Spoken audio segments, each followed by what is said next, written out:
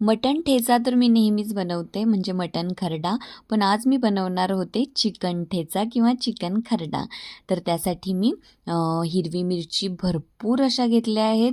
जवळजवळ 12-15 हिरवी मिरची, भरपूर असा सोललेला लसूण, सगळं काही मी थोडंसं तेल घेऊन त्यात भाजून घेतलं.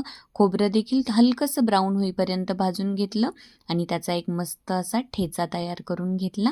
त्यानंतर पॅनमध्ये 1 टेबलस्पून तेल आणि 1 टेबलस्पून साजूक तूप ॲड करून अगदी फाईनली चॉप केलेला मी कांदा परतवून घेतला, अद्रक लसूणची पेस्ट, त्यानंतर यामध्येच मी ग्रीन पेस्ट ॲड केली, भरपूर अशी बारीक कट केलेली कोथिंबीर आणि हे फ्राय करण्यातच मी तमालपत्र देखील ॲड केलं होतं. नंतर हे जे चिकन आहे ते मी धने पावडर, हळद आणि मीठ टाकून बॉईल करून घेतलं होतं. ते देखील ह्यामध्ये ॲड केलं आणि सगळं काही एकत्र करून मस्त रेडी आहे चिकन खरडा.